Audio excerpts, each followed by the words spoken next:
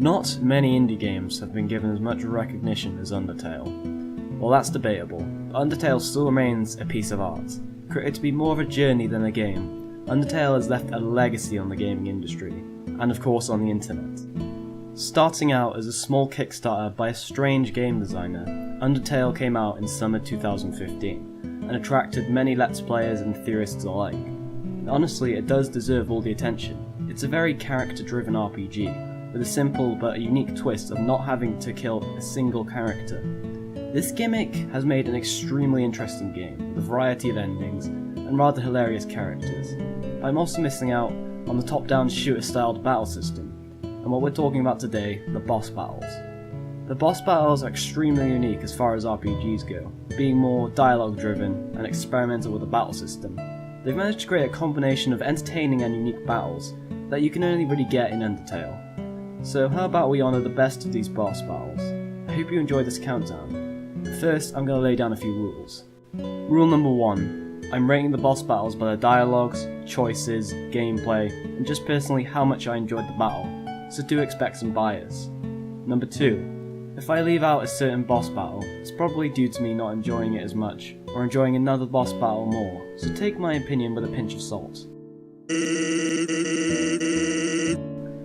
Oh yeah, and if you haven't played Undertale and plan to play it, please don't watch this video, as there are some crucial spoilers. So if you haven't already, play the game and then come back to this countdown. Believe me, you will not regret the time you spend playing Undertale.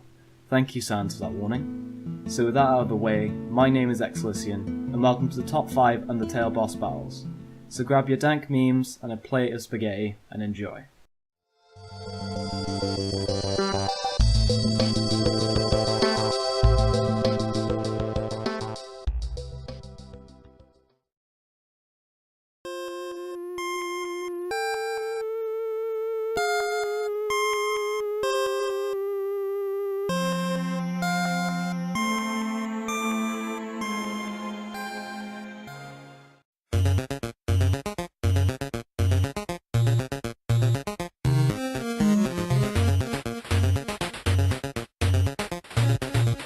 A lot of games start simple, perhaps some simple enemies and a guide. Well, this is very similar to what Undertale does, as it sets the scene with simple enemies such as Froggetts and Winzons. You have a guide who helps you through the ruins and treats you almost like she would her own child. Torrio, also known as Goatmon by the internet, is a very nice and polite character to begin with, but seems to have a very dark backstory when you think about it, which eventually, after playing up with a few snail jokes, leads you to the first main boss battle in the game, which is Torrio herself. Now what hits this boss battle apart for me is how it's designed to act as a trial for what kind of character you're going to be. Are you going to be the pacifist type character, or a cold-hearted killer? And the way of sparing Torrio is rather unique, as you have to get her to low health as you realise she doesn't want to kill you. But honestly, there are reasons to kill and spare her if you play blind.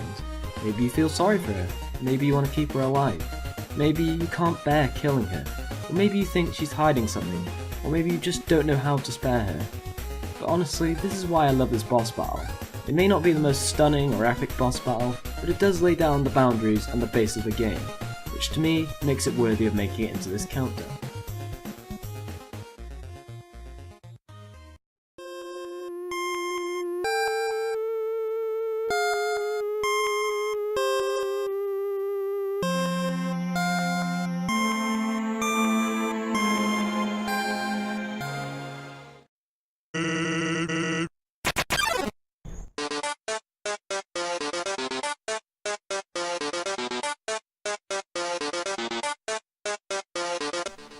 To start off this countdown, we had a soft and simple boss battle that really set up the world of Undertale.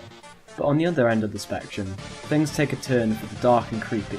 If you choose the Genocide route, that's usually what it is, a choice. I don't think anyone who played the game would go around killing every single monster, at least not if they play it blind. So doing Genocide makes the whole atmosphere more creepy and unsettling, as if the game knows what you're doing. The music becomes more eerie and startling, and the settlements become less populated and more empty. And honestly, you feel like you're being judged throughout the whole part of this game. And to top it off, the most mysterious character in the game, after you kill his brother, his friend, and almost all the characters in the game, he is not having any of it. Sans has always been more than he seems, and throughout this boss battle, you will have finally seen what he is hiding. Not only is the boss battle designed to be almost impossible, every word he says throughout this boss battle is either interesting or just plain quotable.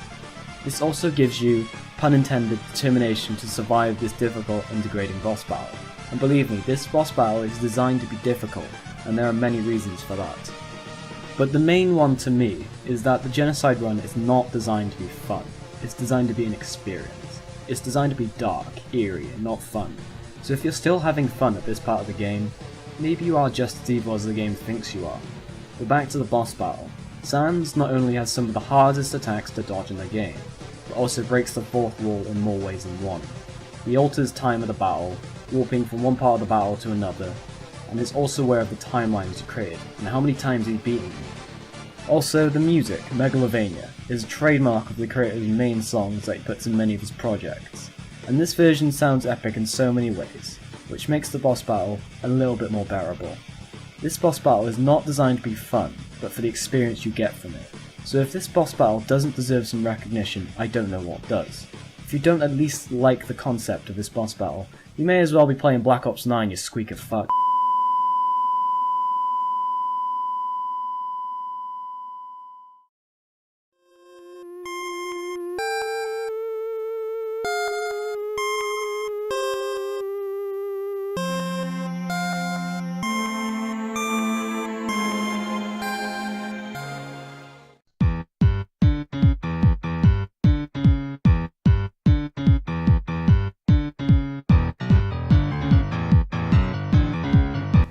Since we've had two boss battles that have offered two different perspectives on what you do in the game, how about a boss battle that's a little less for a game theorist to talk about?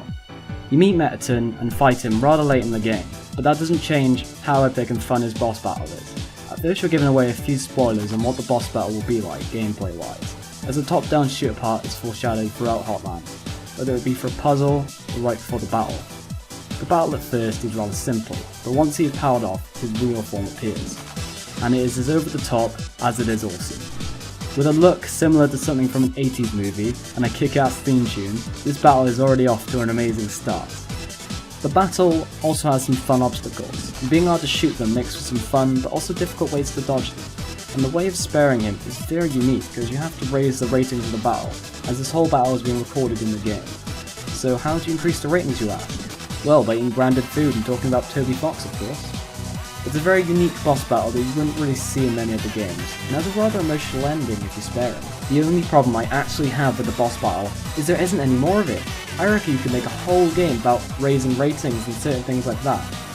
And honestly, if there's more potential to an already highly praised game, you know you're doing something right. Wait a minute, a news presenter? Very dangerous towards humans and obsessed with ratings? Wait a minute. I think I've actually found out the inspiration for Mettaton.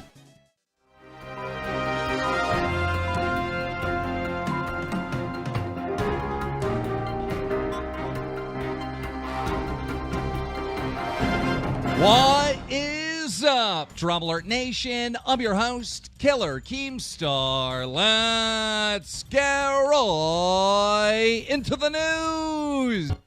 It all makes sense now when you think about it.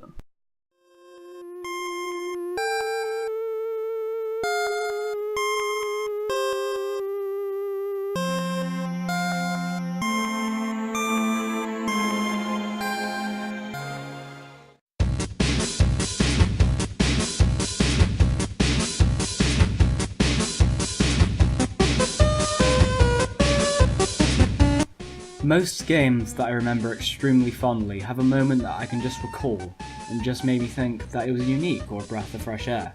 Many games have these moments, but for me in Undertale it was meeting the Skeletal Brothers.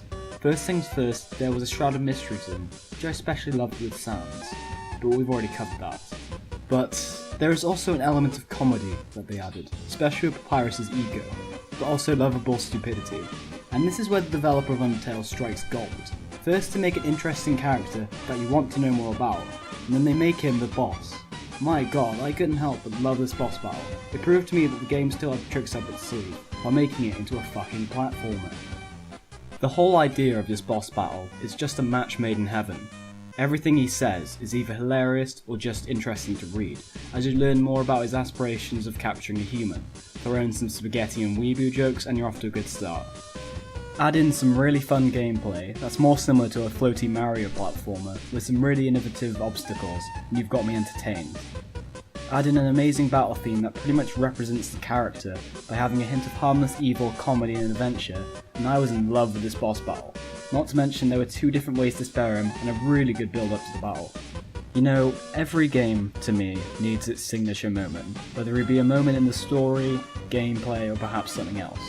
And Undertale struck pure gold by having this boss battle, by adding a character you want to know more about and twisting it so he's the boss. Not to mention adding a new perspective on the gameplay that got me hooked on the game. Now if you'll excuse me, I've got some spaghetti to cook. So before we reach number 1, how about a few honourable mentions?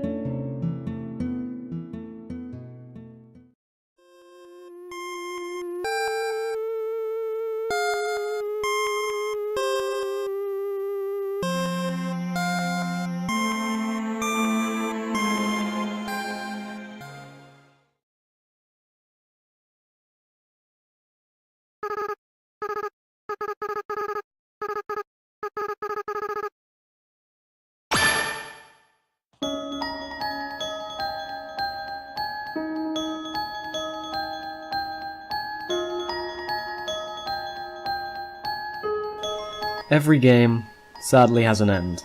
Well, that's actually debatable, but for a story-based game, there is sadly an end. Despite the strange feeling you get when it all comes to an end, you remember it for the memories you've had. A lot of games pull this off very well, and to me, it's all about how the game says goodbye to you. Does it offer a heartbreaking ending? Does it have an ending that leaves you feel satisfied and remind you of all your experiences? Or perhaps there's something else to this ending. An ending that leaves you to think, what will happen next?